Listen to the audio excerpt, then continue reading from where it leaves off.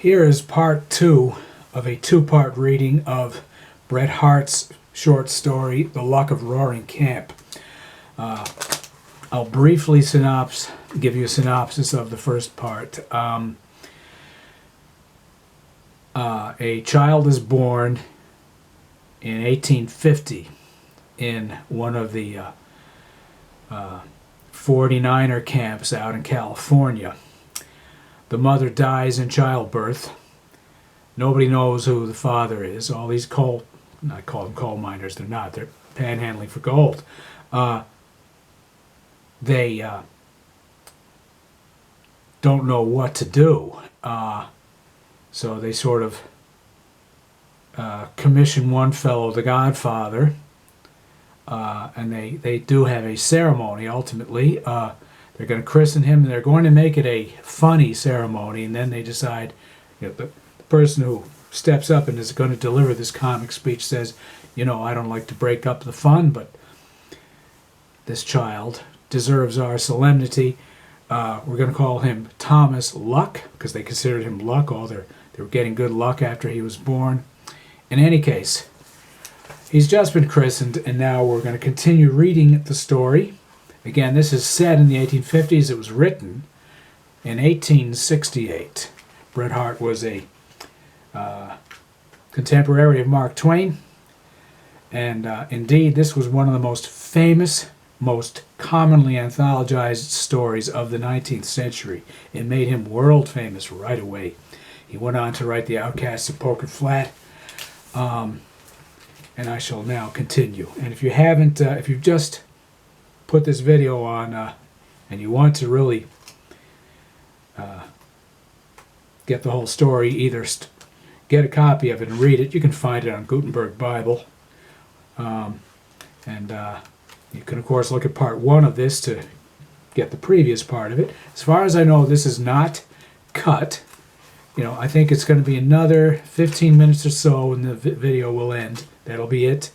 It's a story that's not an incredibly long story, but it's not all that short. We're about halfway through. They've just christened Thomas Luck. On the long summer days, the Luck was usually carried to the gulch, from whence the golden store of Roaring Camp was taken.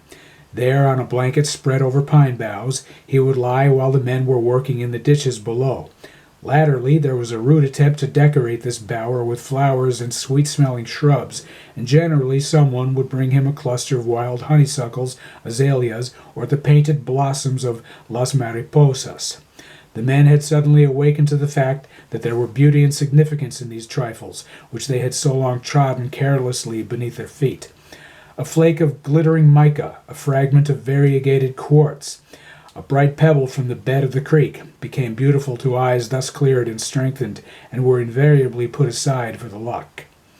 It was wonderful how many treasures the woods and hillsides yielded that would do for Tommy. I'm going to read that again. It was wonderful how many treasures the woods and hillsides yielded that would do for Tommy. Surrounded by playthings such as never child out of fairyland had before, it is to be hoped that Tommy was content. He appeared to be securely happy, albeit there was an infantine gravity about him, a contemplative light in his round gray eyes that sometimes worried Stumpy. He was always tractable and quiet, and it is recorded that once, having crept beyond his corral, He was always tractable and quiet, and it is recorded that once, having crept beyond his corral, a hedge of tessellated pine boughs which surrounded his bed, he dropped over the bank on his head in the soft earth, and remained with his mottled legs in the air in that position for at least 5 minutes with unflinching gravity. He was extricated without a murmur. I hesitate to record the many other instances of his sagacity, which rest, unfortunately, upon the statements of prejudiced friends. Some of them were not without a tinge of superstition. "I crept up the bank just now," said Kentuck one day, in a breathless state of excitement, "and dern my skin if it wasn't a-talking to a jaybird as was a-sittin' on his lap. There they was, just as free and sociable as anything you please, a-jawing at each other just like two cherry bums.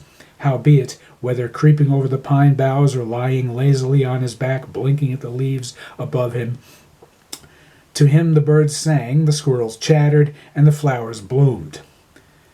Nature was his nurse and playfellow. For him she would let slip between the leaves golden shafts of sunlight that fell just within his grasp. She would send wandering breezes to visit him with the balm of bay and resinous gums. To him the tall red woods nodded familiarly and sleepily, the bumblebees buzzed, and the rooks cawed a slumberous accompaniment. Such was the golden summer of Roaring Camp. They were flush times, and the luck was with them. The claims had yielded enormously. The camp was jealous of its privileges and looked suspiciously on strangers. No encouragement was given to immigration, and to make their seclusion more perfect, the land on either side of the mountain wall that surrounded the camp they duly preempted. Thus, and a reputation for singular proficiency with the revolver kept the reserve of Roaring Camp inviolate. The expressman, their only connecting link with the surrounding world, sometimes told wonderful stories at the camp. He would say, "They've a street up there in Roaring that would lay over any street in Red Dog. They've got vines and flowers around their houses, and they wash themselves twice a day. But they're mighty rough on strangers, and they worship an Injun baby." With the prosperity of the camp came a desire for further improvement. It was proposed to build a hotel in the following spring, and to invite one or two decent families to reside there for the sake of the luck, who might perhaps profit by female companionship. The sacrifice that this concession to the sex cost those men, who were fiercely skeptical in regard to its general virtue and usefulness, can only be accounted for by their affection for Tommy. A few still held out, but the resolve could not be carried into effect for 3 months, and the minority meekly yielded in the hope that something might turn up to prevent it, and it did. The winter of 1851 will long be remembered in the foothills. The snow lay deep on the Sierras, and every mountain creek became a river, and every river a lake. Each gorge and gulch was transformed into a tumultuous watercourse that descended the hillsides, tearing down giant trees and scattering its drift and debris along the plain. Red Dog had been twice under water, and Roaring Camp had been forewarned. "Water put the gold into them gulches," said Stumpy. "It's been here once, and will be here again." And that night the North Fork suddenly leaped over its banks and swept up the triangular valley of Roaring Camp. In the confusion of rushing water, crushing trees, and cracking timber, the darkness which seemed to flow with the water and blot out the fair valley, but little could be done to collect the scattered camp. When the morning broke, the cabin of Stumpy nearest the river bank was gone. Higher up the gulch they found the body of its unlucky owner, but the pride, the hope, the joy, the luck of Roaring Camp had disappeared. They were returning with sad hearts when a shout from the bank recalled them. It was a relief boat from down the river. They had picked up, they said, a man and an infant, nearly exhausted, about 2 miles below. Did anybody know them? And did they belong here?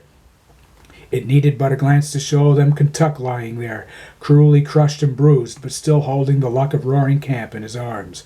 As they bent over the strangely assorted pair, they saw that the child was cold and pulseless. "He is dead," said one. Kentuck opened his eyes. "Dead," he repeated feebly. "Yes, my man, and you are dying too." A smile lit the eyes of the expiring Kentuck. "Dying," he repeated. "He's a-taking me with him. Tell the boys I've got the luck with me now." And the strong man, clinging to the frail babe as a drowning man is said to cling to a straw, drifted away into the shadowy river that flows forever to the unknown sea. Well, that's Bret Harte, Mark Twain's chief competition.